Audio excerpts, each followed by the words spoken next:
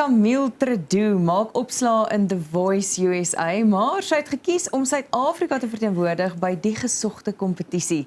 Nou sy kuier vanoggend om te vertel van haar interessante familiegeskiedenis en Afrika wortels.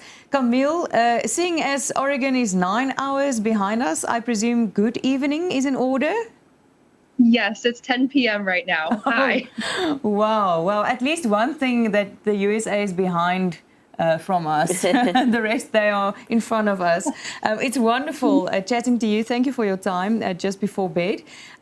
So you're a dual citizen, well, actually a tri-citizen. I hear there's a bit of Romanian in your upbringing as well. Why did you decide to represent South Africa in The Voice, and how did it work out for you doing that? How do people perceive you in the USA when you tell them you are from South Africa? Yeah, well, my entire father's side of the family is Afrikaans, and I grew up in Joburg until I was 13. So for me, my entire childhood and upbringing is South African. In America, I've lived in various different states and didn't really have one home. So for me, South Africa is home. That's where all my family still lives. That's where my culture is. I visit a lot. So it kind of was a no-brainer. And I just love Africa. So I'm like, my country. Yeah. You, like Swan mentioned, participated in The Voice. How was that experience? Oh, it was surreal. It took a lot of self-belief and a lot of just strength to not kind of panic under the pressure. But it was also my big dream to be a singer and to use music to heal people. So to be able to go and sing on a big stage for such incredible coaches is just a dream come true. But it felt like a dream. It felt like it wasn't real, but just amazing. I met the most incredible people ever. And it was so amazing when you told Snoop Dogg, drop it like it hot, was used when you were 9 years old, and you, down the aisle in the church, you dropped the scripture like it was hot. And you are not ashamed of your deeper inner faith feelings, and you have a legacy in your family regarding your father was a dominee, nee? And it has a very close relation to the ministry in your whole family and your roots, and you've chosen to carry on with that. Tell us about the way you want to heal people and change people through your art. Yeah, I mean, my father was, like you said, dominee, a pastor. My opa, my whole father and mother side of the family have been preaching for generations. And whether or not you're Christian or not, for us, we care about giving people good news and joy and something to believe in that can make the world a better place. And so for me, music, the second you hear a song, it goes straight into your heart. It goes right through you. And that means it has a lot of power. And when I think you're given a voice, and I have a voice to sing, I feel that it is important, and it's a mission of mine to use that voice to, like I like to say to people, soothe their souls, especially right now. The world is hurting. I know so many people are struggling. And when you listen to peaceful music, or even fired up music, it just makes you feel alive. It calms you down. So for me, that's carrying my father's legacy of he used to stand at the pulpit and preach. And for me, singing is preaching. It's here's something soulful for you. Preach it, girl. Your father has such an inspiring story, and his legacy and the influence it has on your life up to the cancer. Tell us a little bit about your dad and how he influenced and shaped your life. Yeah, he was, I'll have to say, first of all, he loved South Africa. He was very proud South African, and he was a chef, and he was always cooking curry and malva pudding. And just my oma is a great cook. And so I just was surrounded by a person who loved food. He loved to go into nature and hike. And then he was an opera singer, and he sang at Rau, University of Johannesburg, in the choir. And he sang for Margaret Thatcher and was on television in South Africa and when he was in his 20s. So I grew up hearing him sing all the time. And he was just such a happy beacon of light, truly. Anyone who met him couldn't not know Nos. He was this fiery man. He played rugby, and he was this big guy. So it just inspired me to also be someone who is happy and brings joy. And he was always said like, follow your dreams. And when he got diagnosed with cancer, he had diffuse large B-cell lymphoma. When he was 50, he was very healthy and he had a weird mutation, and he passed within 16 months.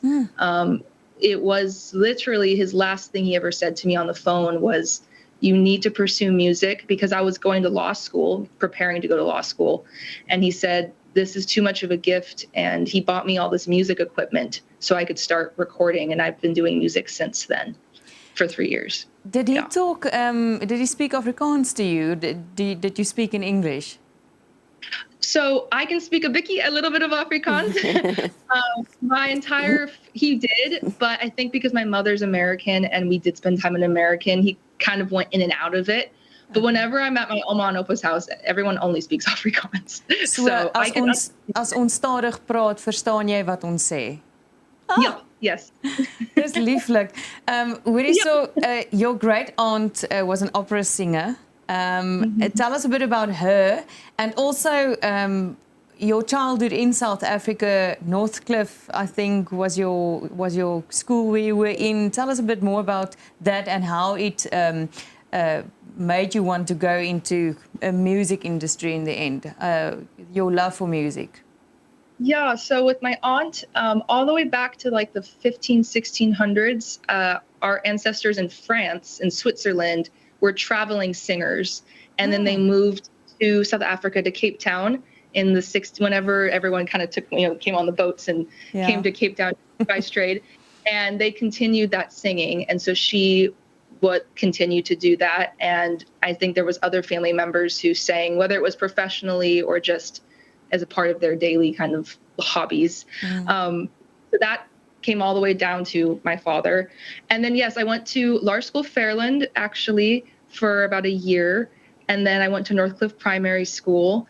And I loved it. You know, I did the whole going to school barefoot. My parents really wanted me to go to Afrikaans school. I didn't understand much. So it was a bit hard, but it was a great way to understand my father's culture. And I did choir, and I did praise and worship at church, and would kind of sing any chance I got. I played piano starting at 6 years old. And my first time I knew I could sing was at Laerskool Fairland. They were holding auditions for choir in grade 2, and my teacher said that, you can sing, I heard you in the bathroom. And so she forced me. No excuses, I heard you in the bathroom. Nice. Since then I've been singing, yeah. Camille, what inspires you to this day, you know, having gone through so much in life and still wanting to make music, and that's your dream? What inspires you to write music, and ultimately, what do you hope your music brings? Yeah, I think for me, in my lowest moments, it has been music and art that has saved me from a lot of depression and hardship. And I am a very empathetic person, and I just love the idea that somebody can hear a song of mine or watch me on TV and they feel inspired. A lot of us are just looking for something to hold on to, and there's not a lot of certainty in life. But the thing that doesn't change is the heart and love. And I think at the root of music is just a way of translating. People have been singing and using oral communication since the dawn of humanity. And I think it's just as normal as talking. And so I want to encourage people to tune in to what they're feeling on the inside, because that's the thing that's healed me. So I think I'm just passionate about how much it makes me happy. So I want to give that to more other people. And I hope people feel that. And I've had people write to me since The Voice saying that my performances really touched them. And that really means a lot to me. It means I'm doing something right. Yo, that is wonderful. And it's so nice that you honor your South African heritage. We're very proud about you and that your late father's musical and spiritual legacy also lives through you, and in your own way, that you inspire people through your music, and that you stand strong and firm on your faith. That is really wonderful to see. And hopefully the next time we chat will be during your tour in South Africa. I am going to be back there. I actually went to University of Cape Town. I almost did in 2020 before COVID, and I'd planned to move back. So as soon as I can come visit, I will. I'm planning on doing some tours down there. So you'll see me. Wonderful. Thank you so much. You must go to bed now, get your early night's rest in, and thank you so much for your time. Thank you so much. I really appreciate it. Thank you guys. Dis Camille Tredoux. Gaan kyk bietjie op haar webtuiste, gaan Google net Camille Tredoux en dan kyk jy bietjie hoe ongelooflik is haar Engelstem en hoe inspirerend is haar lirieke. Bly ingeskakel vir Kombuis net hierna.